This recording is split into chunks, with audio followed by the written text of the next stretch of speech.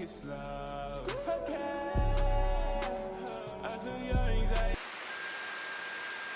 It's now officially been a decade since 2016, and niggas still talk about that year like they were reborn, or it was like the next coming of Jesus Christ, cause goddamn, y'all can't get over that shit? Like, listen, I get it, bro. It was a good time, bro. Music, gaming, sports, all of that shit was good. But the reality is, like, nigga, we just didn't have any responsibilities. That's why it was so great. And to be honest, the only thing I really care about from 2016 is that LeBron won another chip, bro. That's the only shit I give a fuck about. But other than that, I do not think about 2016 on a daily basis. Like, it happened and it's over. Like, it's time to just let it be. But the music in 2016, nah, that's a different story. I really had to look back at it because I don't remember a lot from that year, but the music in 2016 was really insane. Some people might say that it's the best that we ever had in our generation, and you honestly wouldn't even be wrong with that take. A lot of niggas would say that is an obvious fucking take. And I think that we had some great years in music before, even after 2016. Maybe they're not on par with 2016, but I think they're not too far behind from it, because you really got to look at the lineup for the niggas that dropped in 2016, and I'm just gonna list some of them. Chance the Rapper, Frank Ocean, Young Thug, Kanye, Drake, Future, Rihanna, Beyonce, The Weeknd, and that's just the niggas I named. There's so many other artists that dropped that year, and I definitely wasn't listening to every single nigga on here. If I heard some music from them, it was most definitely on the radio, which is also a crazy thing, because when is the last time you ever heard some good music on the radio? Nigga, when is the last time you ever listened to the radio, period? And that's just how great the music truly was. But the only way for me to prove it to you is if we take a trip down memory lane.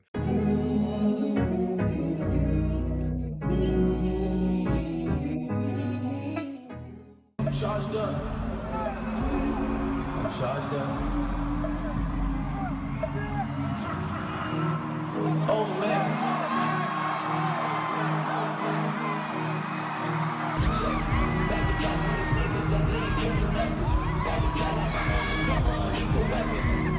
Now, this is the Drake that we know and love, because dropping a whole PowerPoint about a nigga that you don't like at your own concert is fucking hilarious. Mind you, this whole beef was happening in 2015, while he was also dropping 2 albums. If you're reading this, it's too late. And the collab album with Future, What a Time to Be Alive. No glaze, but that nigga Drake was just on top of the world, bro. I'm sorry, nobody was touching him. Now, again, not to glaze, but we already know that Drake has been able to dominate any area that he's been in, because he's been able to adapt to every new sound that's come out, and that's made him stay relevant. He's really been the LeBron of this rap shit, okay? I'm sorry. Even after that crazy year he had in 2015, he comes back and drop a new album called Views, which in my opinion is not really my favorite Drake album, because it was catering to another audience. But you know, it's Drake. He's still gonna find some way to make something that everyone is gonna like. Like Pop Style. Pop Style was my shit back in high school. I used to listen to that shit all the time. Tell my mama love her if I do not make it. Got so many chain, they call me chain and tater.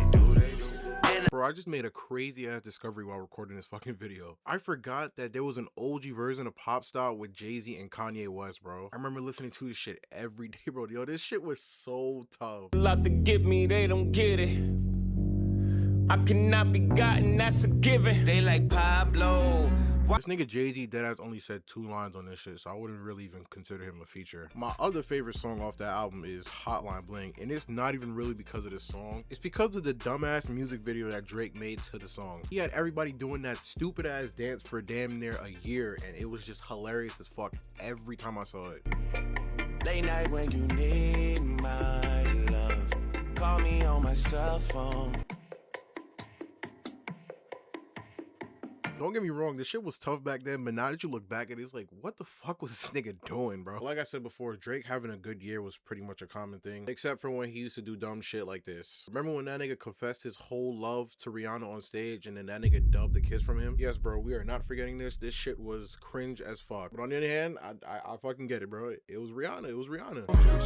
Top punches, I'm so used to this. Smoking at the pound, I'm so used to it. I don't know how many times I've said this, but I've never really been a big Future guy. Like, yes, I know of him. I listen to a lot of his songs, but he just was never really like a big guy in my rotation. But I would never deny the impact and the run he had in music ever. Like, there was niggas in class that were singing his songs where he was talking about taking every drug in the book. As insane as that sounds, this nigga was a hitmaker, bro. Future had dropped 3 projects in 2016: Evolve, Purple Rain, and a collab tape with DJ Esco called Project ET, which shockingly I vividly remember listening to. That was a very underrated project. And Future's feature on was just genuinely insane. insane that year. I totally forgot how many songs he was on. If I had to narrow down some of my favorite Future songs from that year, it would be Inside the Mattress, Perky's Calling, 100 Racks, Married to the Game, and Low Life. Low Life, bro, that song was my shit. I used to listen to that shit on the radio every day before going to school, bro. Paid like it's Sparta. I've been on the molly in them sands, but your daughter, if she catch me cheating, I will never. Girl is a real crowd, please. Small world, all the friends know of me. Young boy. The one thing you can't do when you're talking about 2016 is leave these niggas out of the conversation. Rae Sremmurd was quite literally the highlight of the year. Not only because they dropped Shrem Life 2, the deluxe to Shrem Life, but because they had everybody doing this Black Beatles or mannequin challenge, whichever one you want to call it. Literally niggas around the whole world was doing this shit, from kids to teachers. I still remember the day when the Cavs team did that shit at the White House with Michelle Obama. Crazy thing is, that song wasn't even that good. It wasn't even the best song on that album. I know these two aren't as popular as they once were, but they were making some of the greatest music of their lives around this time. The only thing that could stop these two was literally themselves. Hey, radio, fuck you! Radio, fuck you! Google, lied to you! Facebook, lied to you! Radio, lied to you! Radio, fuck you! Yeah, this is probably where the downfall of Kanye pretty much started. From the 14-minute lash out on stage to then being hospitalized right after that, and then his whole little supporting Trump run. I still don't know why he did that to this day. And then that one music video that I will not play on my channel because I'm not trying to get demonetized or anything else. 2016 was really not kind to Kanye at all. But the one thing that never changed was that nigga's music. Make me do something, nah, can't make me. Even if the money low, can't pay me. Even if the money low, can't play me. Like I said before, we were always seeing Kanye's in the headlines for something, but no matter what he was doing, he was always been able to keep his energy solely in the music. And that's honestly the one aspect of Kanye that's never really changed. Now, The Life of Pablo, I have said this before, this is not really my favorite Kanye album. I actually think I did say I fell asleep listening to this shit, which is crazy. Looking back now, there was definitely a lot of good songs on this album that I probably just needed to re-listen to. But the one song that will always bring me back to this album, and it's probably one of the most beautiful songs I've ever heard in my life, is Father Stretch My Hands.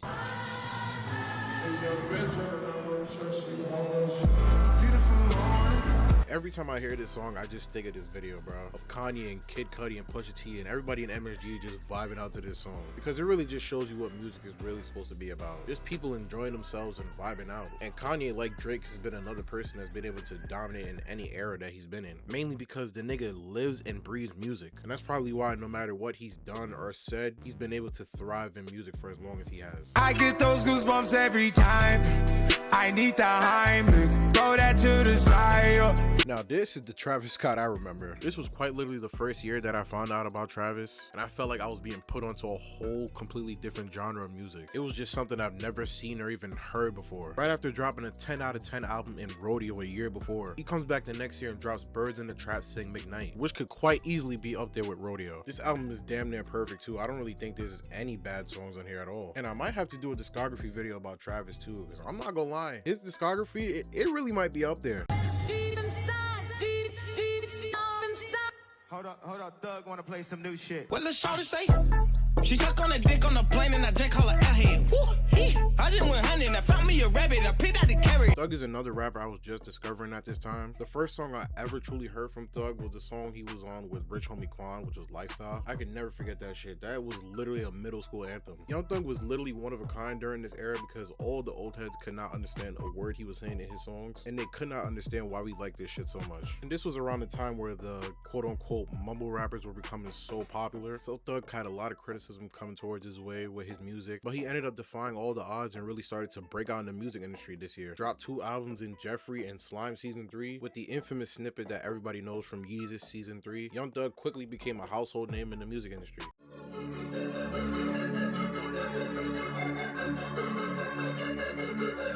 Rest in power, it's all about power. Squeeze 2 lemons together and really all you'll have is sour. Told that bitch I got money, ayy. Counting them hundreds is nothing, ayy. Told that little bitch I got money, ayy. Told that little bitch it is nothing, ayy. Hit that bitch. When I gained on that boy, not my friend. I hang with my gang, the same gang that felt all of my pain. When I was struggling through the rain, when I had no guard with no ice, wasn't no food but rice. 100 round drum on the bottom of that shit.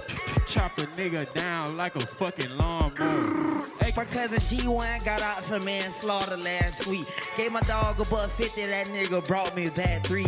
I'm already knowing how many times are we gonna talk about 2016's XXL freshman list. Our kids are gonna be talking about this shit because of how infamous this is. Added to the fact that no XXL freshman list after that comes even close to 2016. Kodak Black, Designer, Dave East, Denzel Curry, G Herbo, Lil Uzi Vert, Anderson .Paak, and Lil Dicky.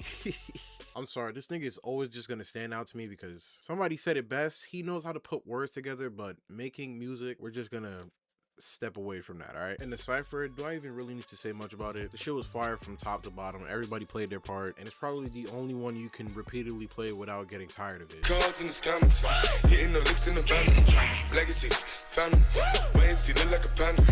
Going out like I'm a. Listen, we're just gonna lay it out on the line here, bro. We know Designer cannot rap for shit, but I'm not gonna sit here and act like this nigga was not part of history, bro. I'm sorry, but Designer had some bangers whether you like it or not. Panda and Timmy Turner was like the only shit I was hearing on the radio at certain times because of how popular this nigga was. The funniest part about his music was that you just could not understand a word the nigga was saying. Bro literally acapella Timmy Turner and you still cannot hear a word he was saying in that song. Timmy Turner, he been wishing for a burner.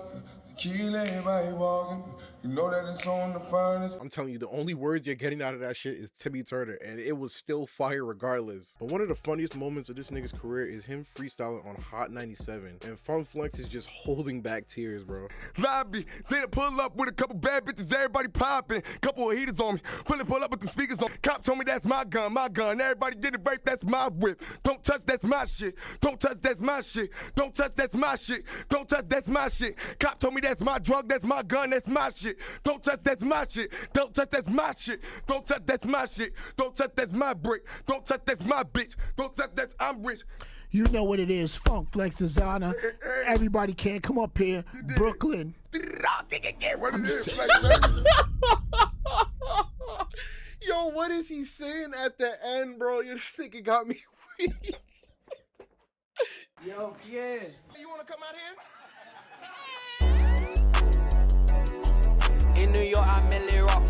While all the mainstream niggas was doing their thing, the SoundCloud era was coming from the ground and emerging to the top. And this is also the time when all of them were being labeled as mumble rappers. Uzi, Cardi, Yachty, X, well, kinda X. He was locked up, but you know, he was still in the mix. Ski Mask, Trippie Redd, 21 Savage, Lil Pump even. All these dudes trying to get their name known in the hip hop scene. Everybody know I'm better. Hey, yeah, I'm better. Hey, it don't matter. Hey, listen, man, y'all niggas know how I feel about Prime Uzi, man. Top 5 primes for me of all time, like, I swear to God. Summer 16, hearing this nigga for the first time while playing COD, bro, I don't think I've ever listened to one artist so much in a 2-month span. Anyone could really tell you this, but Uzi just came out the gates dropping straight heat. He dropped 2 projects in Lil Uzi Vert vs. The World and The Perfect Love Tape, and then he just didn't stop after that. We started hearing him on songs with Young Thug, Future, The Migos. This nigga just had one of the most legendary runs in music, and I don't think anybody's ever gonna forget that shit. Got 1, 2, 3, 4, 5, 6, 7, 8 M's in my bank account. Yeah, in my bank account. Yeah. This year was also 21's breakout year. I never really fully got into him until like the next year after. I just always knew about him because of that It's a Knife meme. But he dropped a collab EP with Metro Boomin, Savage Mode, which also featured Future, and it was really good. It was definitely one of the better projects that stood out that year. And that's pretty much it for music that year. I know there's a lot of more albums that I didn't cover, but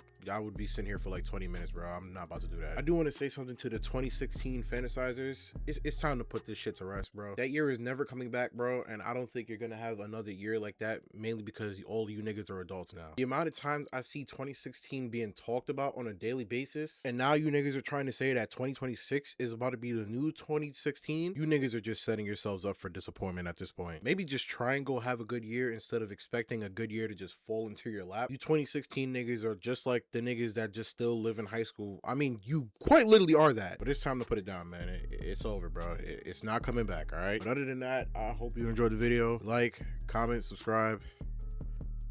See you next week. Can't you tell? Only kill our darling. Gun to spare.